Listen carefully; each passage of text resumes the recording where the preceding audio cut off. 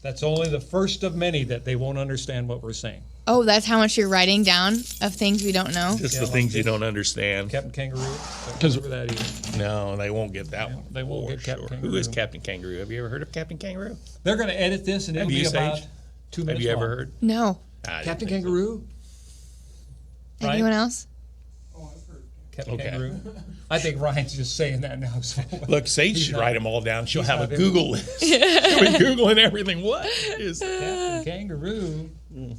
You probably need to do that to really know how far off base the two of us are. Yeah. Do some research of You'll have to research it, 60s and for me the 50s and For me, the 80s. the 80s. Holy cow.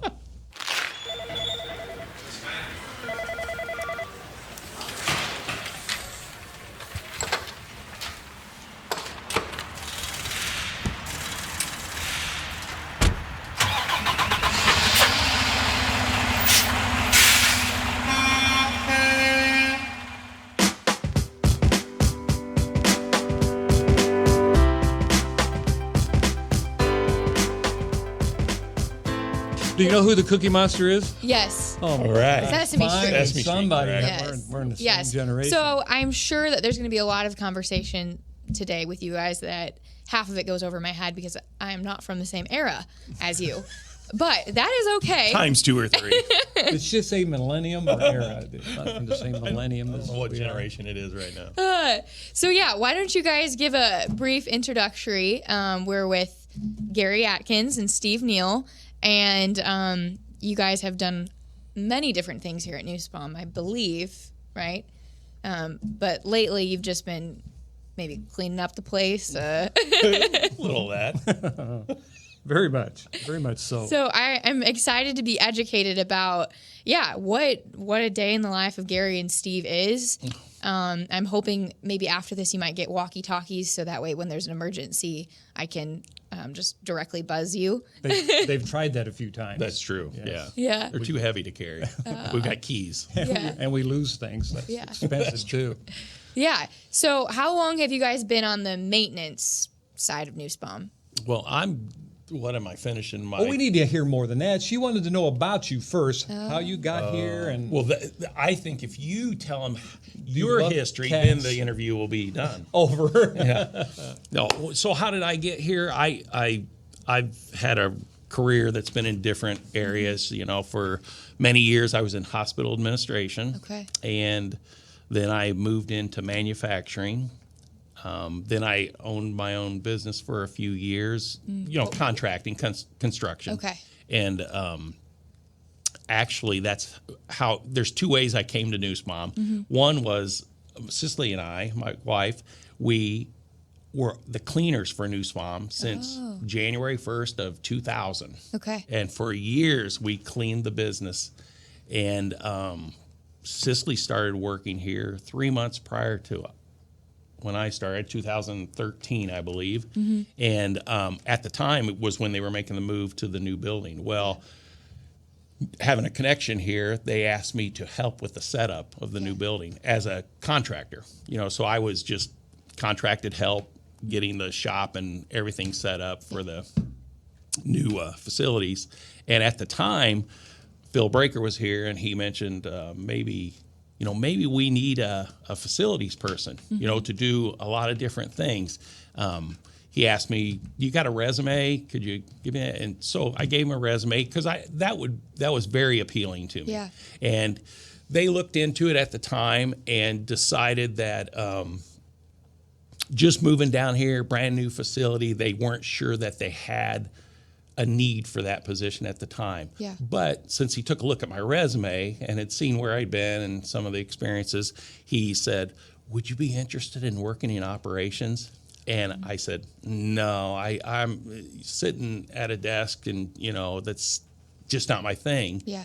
And I don't know, I was here for 2 or 3 months at that time. And a couple of weeks would go by and Phil would say, "Hey, would you be interested in coming into operations?" And that went on for a little bit. Yeah. And what ended up happening is, as much as I wanted to continue what I was doing, they decided they didn't need the facilities position at that time, and winter was coming, and I didn't have any work really lined up, and the offer was still there for operations. So that's how I started in operations. And 5 years went by. I was in operations. I was a load planner, a driver manager, an account manager. Yeah. You know, kind of got a feel for all the facets of that. And then 5 years went by, and the place kept growing. And Brent decided that the time was for a facilities manager, someone to just work on facilities. And he came to me and said, "Would you be interested?" And I said, "Yeah, I'll be at the interview." And then that's when I started. So I've been doing it. I can't remember if it's coming up on 3 or 4 years that I've been doing it. So it's been a little while. It's been a real whirlwind because we've been growing the entire time we started doing it. So I'm so curious, like the trend in like how much toilet paper we used when you started versus like how much now. It's a very important commodity here. The volume is pretty good. We have stacks of it, you know, on pallets, stored away. In pallets? Well, yeah, we with COVID and everything else, we're ahead of the game. We want to be proactive in that area. Yeah. Wow. Yeah, that was a specific question someone else was wondering. I didn't pull that. It's not on the forefront of my head. We'll try to get a count and get back to you. So we're not going to implement the bring your own from home policy then. Wow. We've got enough. I think we would have a lot of emergencies if we did that. Probably so. Yeah. Well, I'm amazed at your background. I thought you were just a janitor. So. Well, in that and throughout that, I've always been doing construction. I've worked for a plumber on the side, an electrician on the side. My brother is a contractor. We've been building homes since I can remember. Yeah. So I've always had construction as a thread through everything I've done. So outside of like office, like you're still doing construction on the side right now? Well, now I have so much here. I'm pretty wore out when I get home. But I still mow lawns on the side. And you were here at what time last night? I was here around 8:30 last night. I left around left. We had couldn't get a door closed, so we figured we'd come and fix that real quick. You know, it's kind of important to have the doors closed, and locked when not a whole lot of people are around. So that like stuff like that just kind of pops up and happens all the time. All the time, yeah. Yep. Yeah. So, but that's about it. Good, Garrie. Next. Have you done anything? No, in your life? Not much. No, I was born and raised here in Bloomington. Never did go very far. Was in spite of what most people think of me now, I was a very, very shy person. Never dated at all in high school. I met Avis, my wife, the summer that I graduated.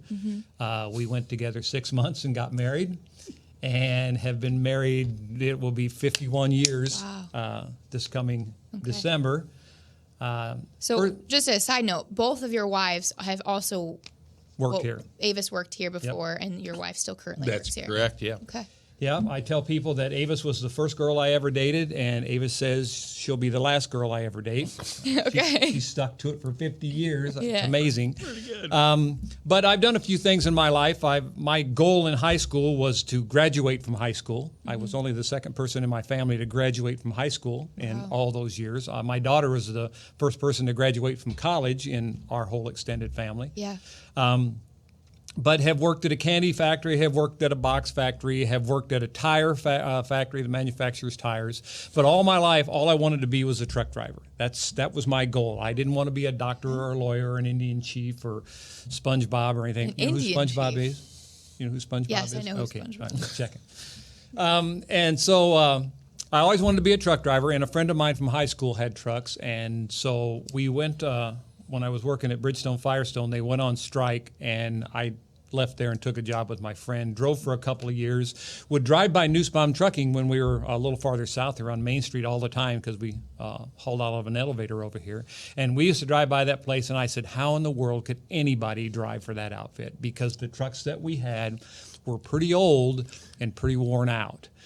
And then I found out how much Nussbaum paid and then what their benefits were. And I thought, I got to go put an application in.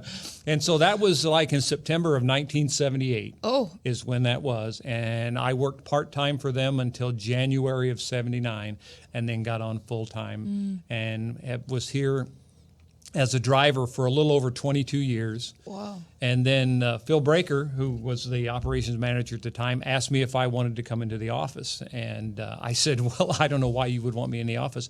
I don't even know how to turn a computer on, let alone operate a computer. And he said, don't worry about that. We'll teach you how to turn it on. We want your expertise as a driver to relate to the drivers. Yeah. And so I came into the office and was a driver manager for 18 years. Ooh. And then had decided that it was beginning to be a little too stressful for what I wanted it to be. Yeah. And I asked if there's anything else, because I was old enough at that time I could have retired, but Yeah. I wasn't ready for that yet. And I said, is there anything else that I could do around here? And Steve and I had, chit-chatted ever since Steve was the cleaner of the office down in the other building. Yeah. And he knew I was just as particular as he was about picking things up. And so I asked Steve if he needed any help, and he said, yes, I do.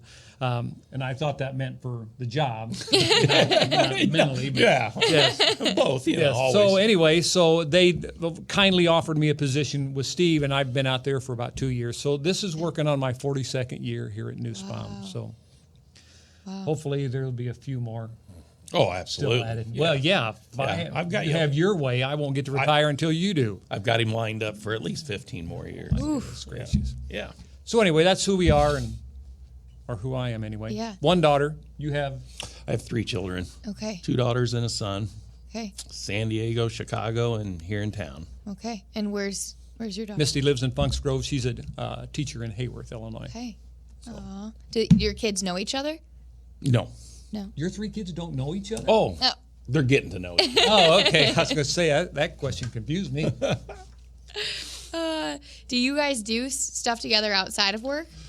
There's no time because we're always working. No, we've talked about it. When Avis retired, we were thinking, well, we'll Get together. catch a dinner, here or there. Yeah. But the truth of it is, Cicely is so busy with taking care of her parents when she's not at work. She's really not in town a lot, so we don't do a lot outside of work and taking care of her parents. Okay. So, someday down the road we'll have some free time. Yeah. Yeah, and she hates leaving Steve alone at the house. You know how things can get messy and stuff like that. So Steve got a dog, Walt. So They Walt got me a dog. Well, that's somebody to watch Steve while there's nobody there. That's right. So all my free time is with Walt. Yeah. I mean, it truly is. My brother had asked me about doing something else the other day, and I said, yeah, I'll get back to you. Well, 3 days had went by, and I realized that I hadn't called him back. And it was while I was walking Walt. Yeah. So I called him. I said, hey, what day is it? Oh, I'm sorry I didn't call you, but this is why. Because all my free time's with Walt. Very much so. Garrie hears about him all the time. Good dog. Okay. Well, I have some questions here, right? Because I asked the office for some help with this specific exchange. What happened to the because- glasses? Oh, They're yeah. bothering her. Can't see with the glasses just- on. Yeah. I just She's afraid when of how she looks. when I move from marketing to the maintenance crew, I will then wear these glasses. But that day is gonna be a while. So, so Steve, we were wondering, how do you know the Undertaker from WWE wrestling? Well, I knew the Undertaker before he was the Undertaker because he's originally from Texas. Okay. And somehow he landed in my hometown of Watsika when he was a young, he must have been 21 or Yeah. so, and he was pursuing a career in wrestling. Well, we actually had a fella in town, his name was Brad Davis, who wanted to get into promoting wrestling. Okay. So somehow he came to town, and this is back when they were doing wrestling events at junior high schools and everything. I mean, they'd build the ring and fill the stands. And when he came to town, he was Mean Mark. That was his character name. It didn't work. Better answer that. Could be an emergency. It's Who's- my daughter. Tell her you're on a podcast right now. Hello. Yes. Do we have some background music Yes. that we could Are play you okay? while this is going on? Oh. Is everything okay? Yeah, I'm recording a podcast right now. You're on it. You want me to put you on speaker? All right, I just will have a cookie break while all this is going on. Sage, What's yeah, I wouldn't mind. cookie, everyone. The crew don't. No. Okay, so we Okay, must have them I will on call you back. bread and water. All right, bye-bye. So much for our technical crew having it down right with the phone will ring. Kyle, Kyle. I'm good.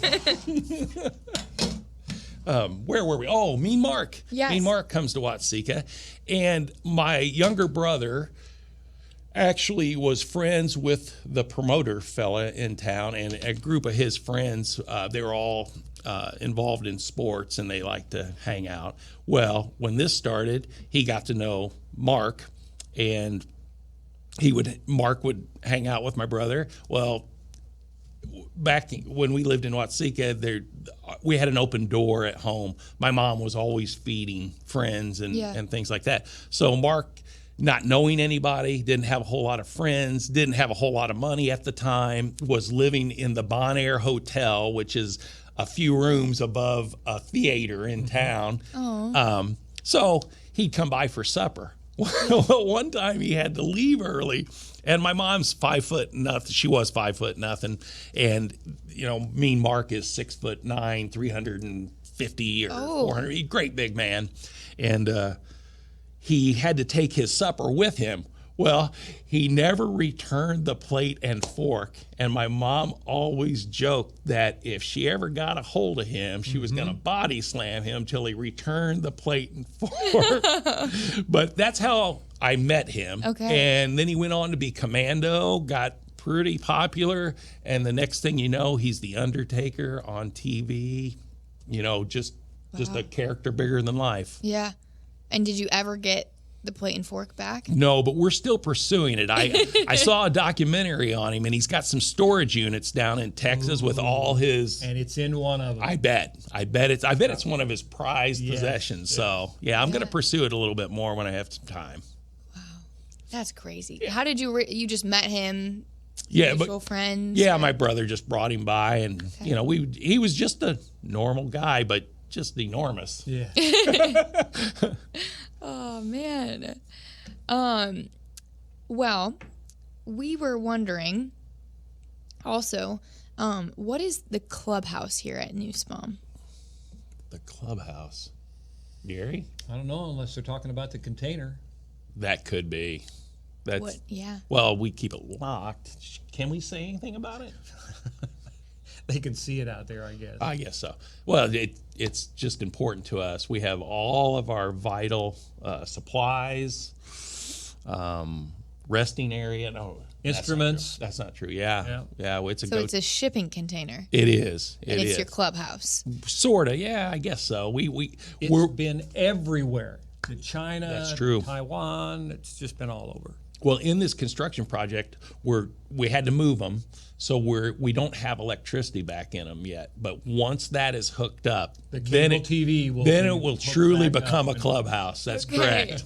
So tell me a little bit about where is your office, or where has it been?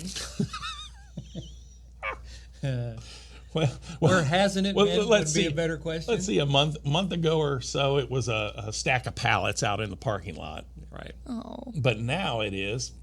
Well, now we have the old IT office where Okay. Doug Knepp used to have his office. Yeah. Steve, Steve does a lot of things well, and begging is one of the things that he does very well.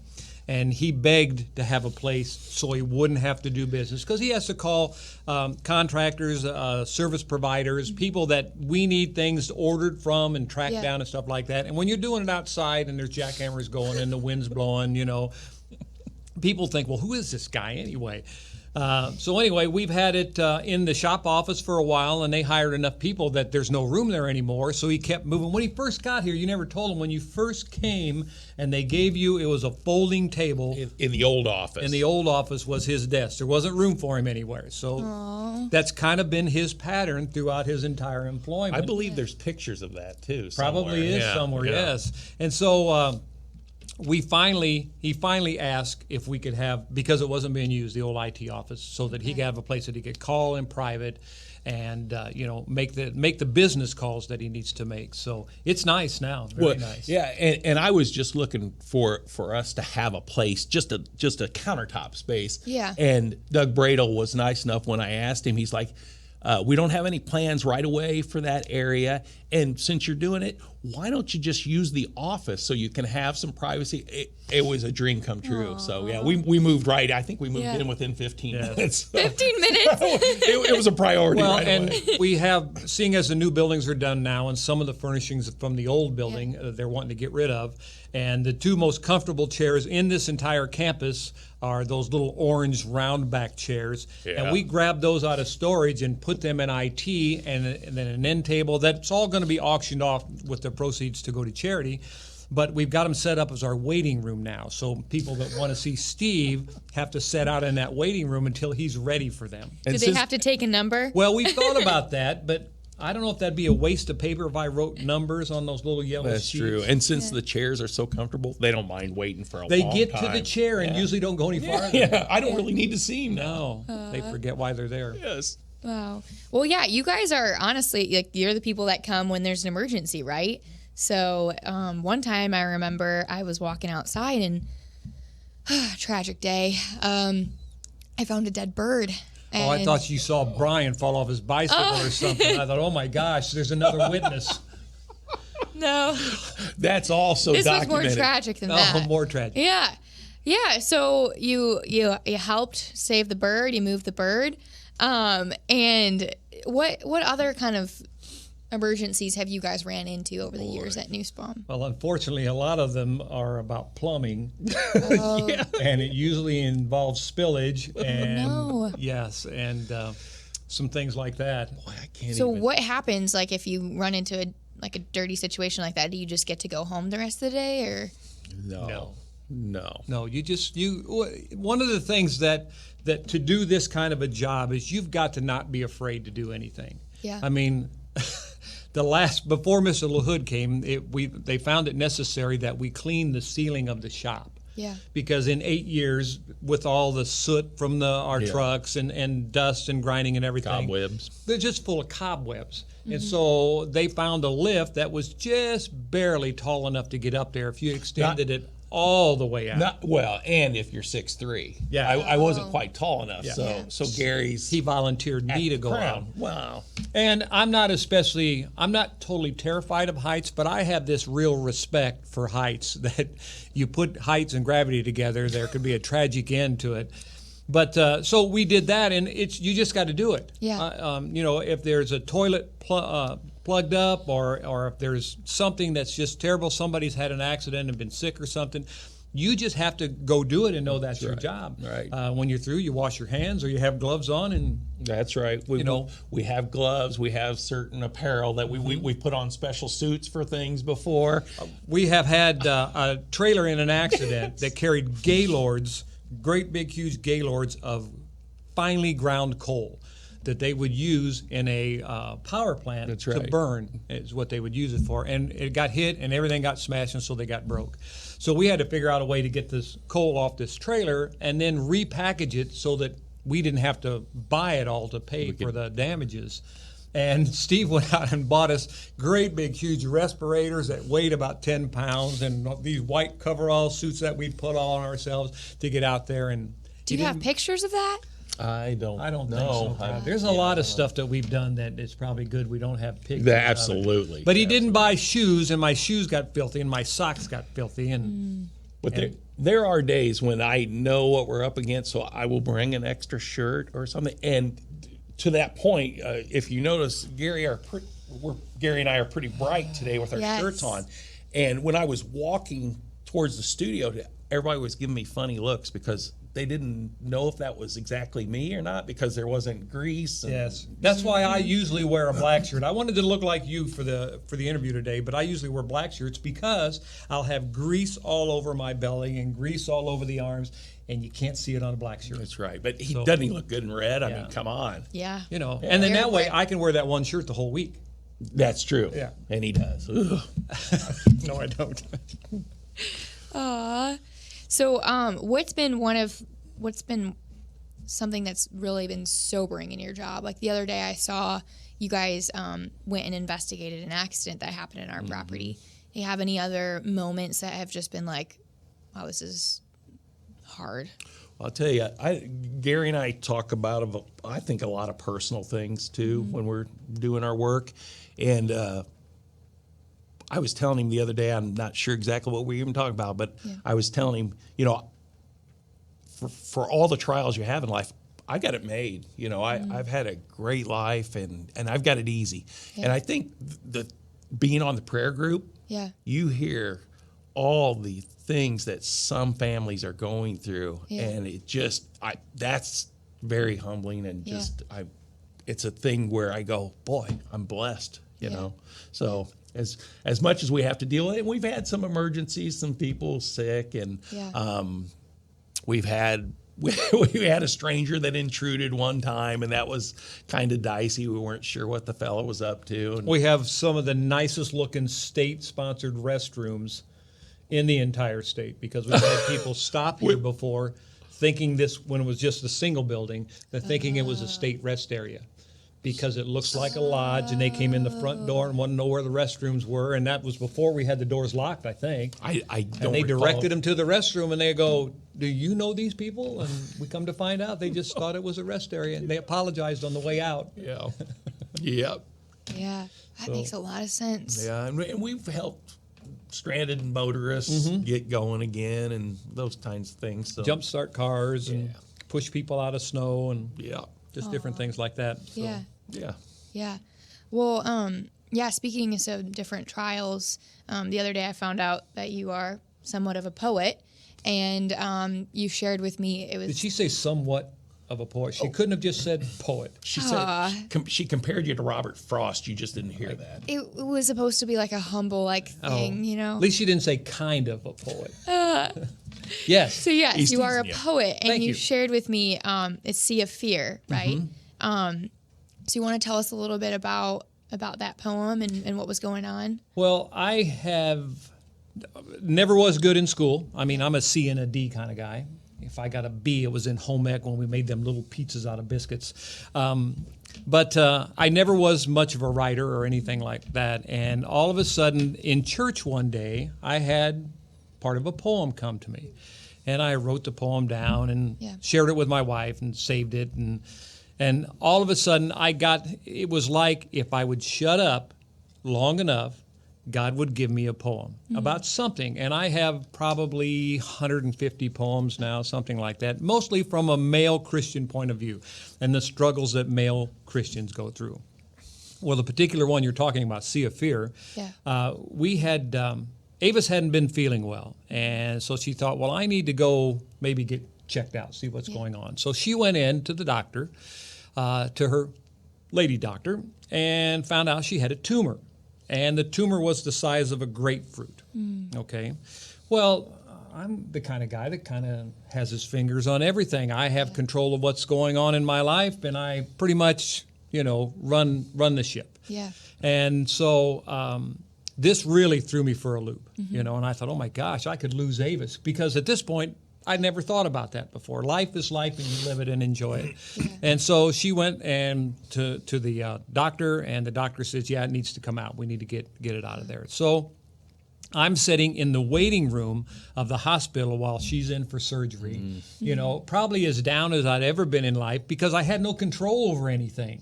I didn't know what to do. I wasn't a big prayer at that time, and I didn't know what to do. Well, all of a sudden, here come in 4 or 5 of our friends who sat down in the waiting room and waited with me the entire time this surgery was going on.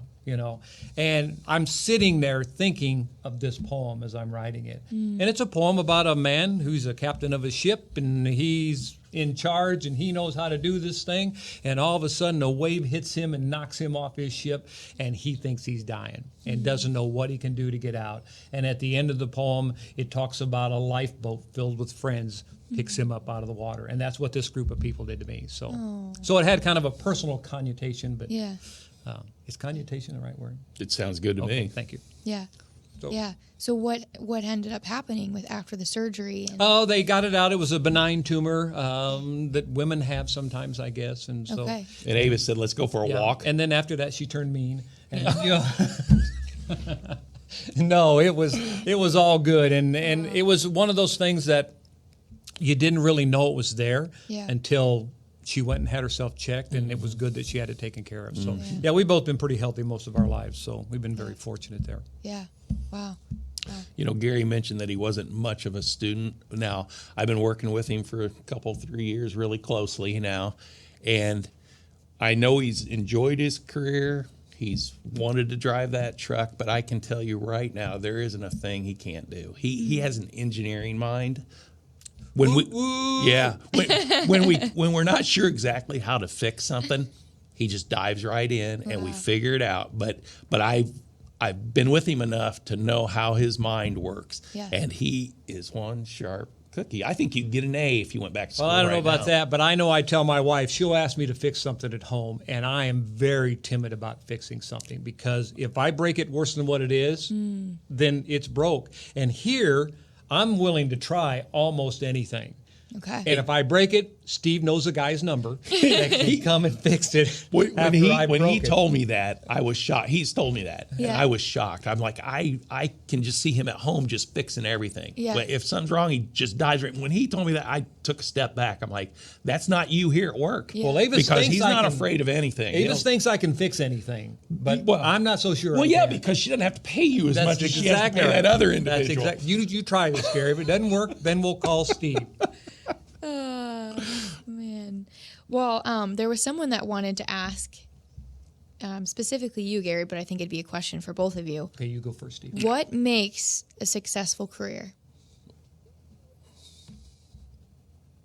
You go I got to go first. Do you Yeah. Yeah. Why don't you guess? It's- Could you think who asked the question?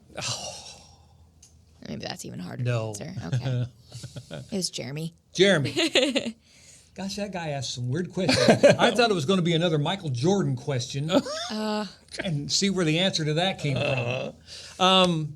What makes a successful career? I would say a career that you do something that you enjoy. That can be a lot of different things because you can enjoy almost any job and you can hate almost any job. And a lot of that comes from your internal attitude. One of the things that when I came into the office as a driver manager, in my head, I thought, well, I'm really not qualified to do this, but if I can help somebody to do their job by my experiences, I tell people I know how to back a semi because I went down so many wrong streets that you better learn how to back to get yourself out of this. But I thought if I can do that, it would be a beneficial to the people that I'm working with. Yeah. Part of the problem that I had with that job of being a driver manager is people that don't like their job. You know, people that they're driving a truck because it pays well. I've got some decent equipment here, but I really don't want to work. And, you know, we kid each other about being a generational thing. Sorry, Kyle. About it being a generational thing, that the younger generation doesn't know how to work. Yeah. But that's not true. They work differently than our generation work. I can remember my mom saying, I'm lazy, and I'm sure that her mom told her that she was lazy. Yeah. But it's hard when you don't like your job, when you're doing it just because you need a paycheck, and you're going to go through life in jobs like that. I'm sure Steve Absolutely. has had those that, I just dread. I mean, you used to drive a couple hours to work every day, didn't you? That's right. Yeah, that's hard in the summer and winter. Brian never offered him a ride, which is probably a good thing. It's a real good thing. I don't own a helmet. So, yeah. Oh, that's true. But if you enjoy what you're doing, it makes life so much easier. Still going to be hard days. It's Yeah. still going to be days you scratch your head and go, I should have called in sick today, which I'm really saying that for today. We'd have called in sick. We got other things to do. You're not Yes. leaving. Okay. Anyway, that's what I would Enjoyment. think a successful career is, and that can be at many different things. You know, you can be a fireman, and then you can be a truck driver, and then you can do something else with your career if you Yeah. want. But would you suggest like giving each one, the amount of time? Like, are you saying like 3 months? Move from one job to the next job because you find enjoyment, or would you say you should put in at least like a year somewhere? kind of attitude. It's so interesting because talking generational. Yeah. I mean, I think the number of jobs a person your age Yeah. is experiencing. I mean, the average is so much higher than it was when we were coming up, and we would really, a lot of the, like even you, the jobs you just mentioned where you worked and moved on, there's a specific break of why you moved on. I mean, you could have ended up at the tire factory forever. Right. This is this is the 5th job I've had since I graduated high school. 1, 2, 3, and 4 were all moves because of money. See, yeah. And because early in life, money is really, money is important always, but really important when you're trying to raise a family, buy a home, pay for cars, and things of that sort. So you move to step up in your pay scale. Once I found the truck driving job, I was pretty much set where I'd always wanted to be. One of the things I tell people that I don't remember a whole lot of the things that my parents taught me, which is probably shows my attention span. But they also told me the thing I really remember the most is that if you work hard for the people you work for, you will always have a job. Being in a job for 42 years is unheard of anymore. Yeah. Not when your grandpa was working, Yep. you know, or your great grandpa. Well, yeah. They worked a lifetime at the job. Working 42 years at a job is unheard of. And that's for 2 reasons. One, for your dedication to the job, and the other is your employer's dedication to you. Because I am sure there are times in my career at Nussbaum where they could have let me go, you know, for one reason or another. But they didn't. They stuck with me. And one of the things that I think when we're looking for drivers now, I can't speak for recruiting, but I can give you my overview of recruiting, is, boy, we wish we could get people that would stick with us. You know, give us a chance. The grass is not always greener on the other side of the hill, which you think it is. I guess it's a fence, not a hill. You couldn't see the grass on the other side of a hill, could you? No, probably not. But anyway, that... for have dedication to the people you're working for. Like you said, give it some time. There's going to be bad days, you know. But if you'd give it some time and know I'm here for the long haul, then I think that is part of having a good job. And you know, in my career, the hospital administration work environment was completely different. Than, and you know, we talk about the culture at Nussbaum. It is really true. When I was in hospital administration, the environment was stressful all the time, and there really was not a core of commitment from an employer or the employees. I mean, it was hard to come about. And then, you know, then I went into manufacturing, and that's a tough environment to build a strong culture in, where you know, all the employees that you need really want to back the purpose of the company and you know, the give and take. And I tell people all the time, I've never experienced a culture like Nussbaum in all my years of working, and it's an extra benefit. I mean, you just don't get it a whole lot of places. Now, I believe that the good companies realize the value of that now, and I think over time, more and more companies, good companies, are doing that. But I think Nussbaum's always been ahead of the curve. Well, and I think the ESOP program fuels that fire here at Nussbaum too. There's always been a family culture here, even back in the day when it was the LTL division, and you saw the drivers more often. But the fact that everybody is kind of knows people, you know, it seems like the core of this company is a group of people that almost knew each other before they came to Nussbaum, or they knew somebody that knew somebody that came to Nussbaum, you know.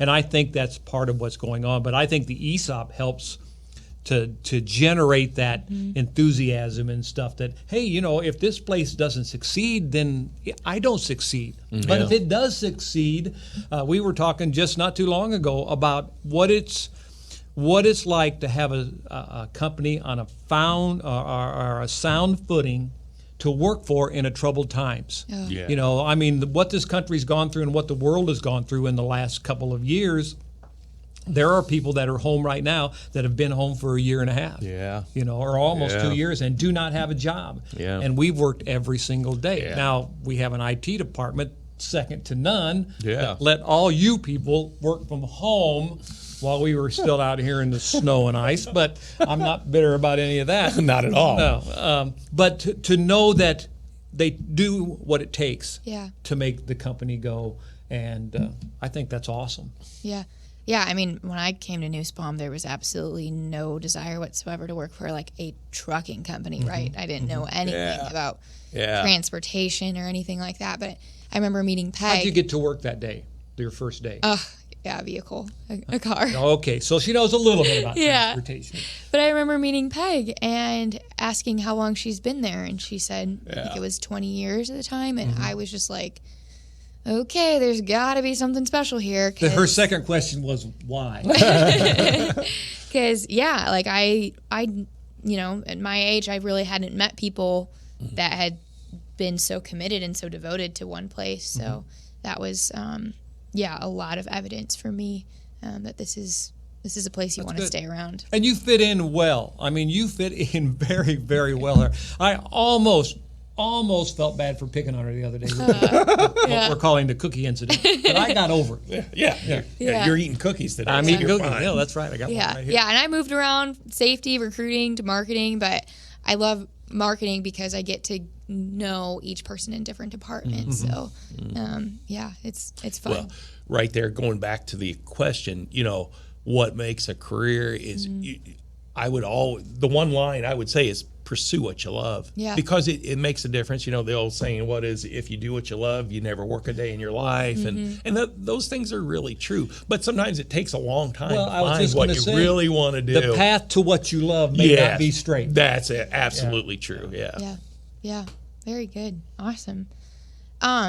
So here's a just specific little story for you, Garrie. So Bill was mentioning that he's been to a few Christmas dinners. And he said that they did a white elephant exchange, and he wanted to know, what did you receive one year for your white elephant? Well, I got a drill, a real nice drill. Is that what he was commenting on, or he didn't tell you? No, not that one. Oh, not that one. I don't know. I got a drill, but he didn't give me the charger. So I got to use it for just a little bit, and then it doesn't work anymore. And I didn't throw it away. I still have it. So I think he was talking about a pair of duck pajamas. Duck pajamas, yes. And I think they made me put them on before I left. And over top. Avis, your wife, received a license plate. A license plate. Well, someone stole Bill's license plate. Yes, somebody who at the last minute did not have an exchange gift for this white elephant thing went out to the parking lot and took the front license plate off of Bill's truck.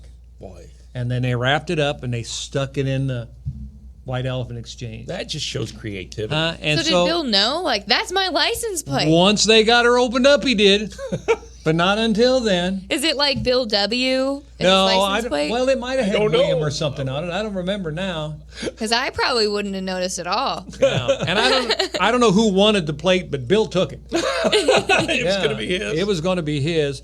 But the best story about white elephant gift exchanges that didn't get told when Brian and Matt were in here is, of course, we had Christmas dinners at Bill and Rebecca's for, 10 years or more, something like that. And it was just a wonderful family experience. They've got a table that's about, 40 foot, 45 foot long or something like that. You could put 25 or 30 people around this table. There was, yes. And we would have all the photos that had been shot that year. Judy was a great photographer and would take pictures of every little event that happened. And so we would have a slideshow going on. But this one year, we had this gift exchange going on. And for a few years before that, come Christmas time, they would put some decorations up like they do now. And then people would put their own personal decorations up. And Brian had this Christmas tree, or the company had this Christmas tree that got a little tacky. It was a fiber optic tree and probably stood about 3 foot tall, and they'd put it on top out here. And it got thrown away one year after Christmas, and Brian actually went to the dumpster and brought it back in and had it back up again the next year. And after Christmas that year, somebody that was kind of has some authority in the company says, you got to get rid of that thing. And so I almost got to the dumpster with it, and I thought, nope, I'm keeping this. So I took it home with me. The following year, for the gift exchange, I put that Christmas tree down inside of a box where you couldn't tell what it was, and had it for our gift exchange gift. And during the year, Brian was a little upset come that Christmas that he couldn't find that tree. It wasn't down in the basement of the building. He didn't know where it was. His tree has got lost. Poor Brian. And so we had this exchange, and this tree went to the very last thing. I think we had told everybody but Brian, do not pick this box. And so the person and we also made sure that Brian had the last ticket. So he's going to get the trade for something. You know? And so the person I was trying to remember who it was that got the tree. Got the tree, and they started unwrapping it. Brian's way down at the other end of the basement, and that tree comes out. And everybody starts laughing. And Brian, I thought he literally was going to cry. Yeah, he got on his hands and knees and crawled across Bill and Rebecca's basement to get that Christmas tree and take it back. And so the full circle of life, Brian got his tree back again. It was just hilarious. And I know there's video of that. Absolutely. I absolutely know there's video of that. Wow. So Brian crawling for his little Christmas tree after it had been in the garbage. We should have had little pieces of toilet paper hanging off of it or something. That would have made it for tinsels. That's true. Wow. That is so special. Oh, it was. We had a lot of fun doing that. So another just, technical question. Oh, this is you. Okay. If the soap dispensers were all down in the entire company, as they have been, we want to know who would be able to fix them the fastest or fill them the fastest. Fill them? Well, it wouldn't be either one of us because we usually don't have soap to refill them. That's why they're empty. Yeah. But I think what would happen is we'd have a mad dash for the ladies' supplies of soap that they have outside of the dispensers, right? Just the bottles. Yeah. Yeah.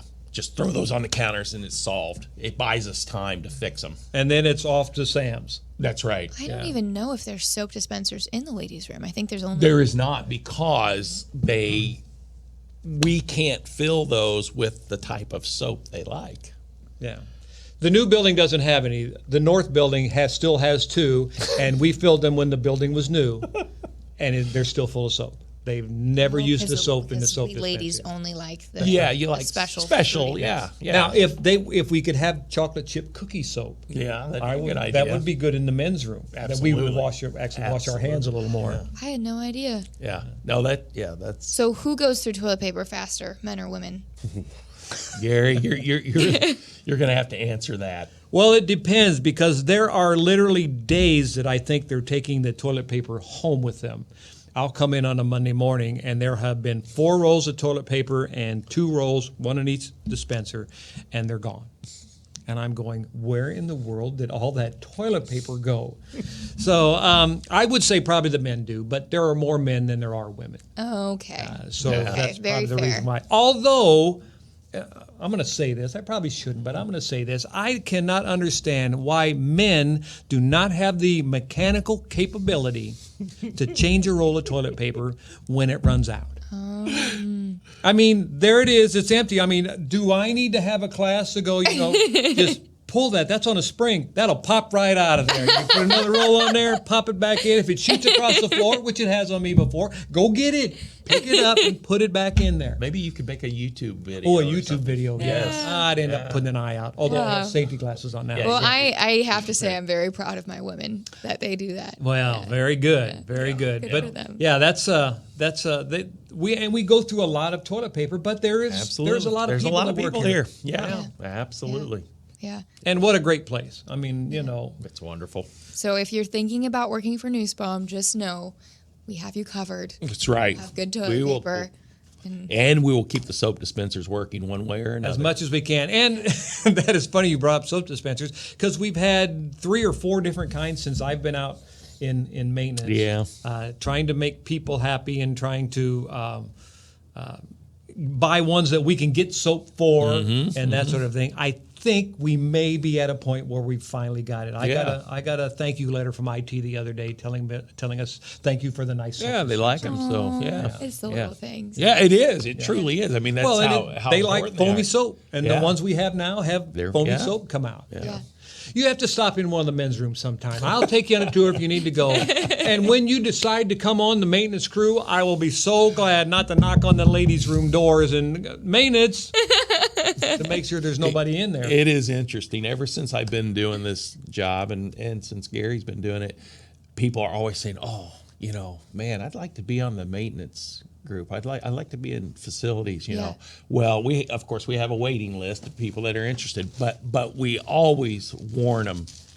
You might want to think about what you're wishing for, because I don't know if they think it's just all glamour, and maybe that's just because Gary's such a glamorous guy or I can't whatever. read this but with these safety glasses on anymore. What's that say? you're at 11.7. 11,700 steps That's so how many far steps you got in? And he's so been far sitting this here. morning, and I've been sitting here for an hour. What? So I average between 20 and 25,000 steps a day doing this job. And like Steve says, I'm enjoying this. This is just in my DNA to pick up stuff. You walk by, if there's something on the floor, you pick it up. Yeah. It's so the job's a good fit for me, but it's a hard job. It's 10 miles every day. I We mean, 10 miles. sweat and, we freeze in the wintertime, and we're here at 4 a.m. shoveling sidewalks so people can get in safely, Yeah. There's a lot of satisfaction for me anyway in knowing that I'm doing the job and that the job is benefiting others, Yeah. So there's some selfishness there because it makes me feel good. Yeah. So Yeah. but it's there are people that would like to be on the maintenance crew that I don't know that they would last very long. They might want to Yeah. rethink it. They may retire at 22 or 23. Well, maybe one day I'll just shadow. We do have a Absolutely. program called Grow Red here where we get to pick someone to shadow. Absolutely. Wear your tennis shoes. Yeah. Well, yeah, I think that might wrap it up. So I just want to say thank you guys so much for. Well, now, do we get to take these cookies? Oh, yeah. Or is it the just reason what I want to we wrap eat? it up is because I ate half of this cookie and I've been waiting to eat the other half. Well, I didn't know how good Ryan was on the microphone here. I took a bite and I thought if he can hear every time I chew that, I better not eat Yeah. any more of it. Well, I'll put my glasses back down we and go. I will say thank you guys Thank for you. joining us on the Terminal Exchange. Thank you. And we'll see you next time. All right. Great. Bye. You've been listening to Terminal Exchange, the official podcast show of Nussbaum Transportation. Nussbaum is an industry leader in over-the-road freight transportation. For more information on Nussbaum's award-winning truckload services and top-paying driving careers, go to nussbaum.com or nussbaumjobs.com. Thanks for listening to this episode of Terminal Exchange. New episodes arrive every Tuesday, so be sure to subscribe to our show wherever you listen to podcasts and share a little love by writing us a review. Then, go deeper into each exchange or listen to previous episodes at our podcast page, terminalexchange.org.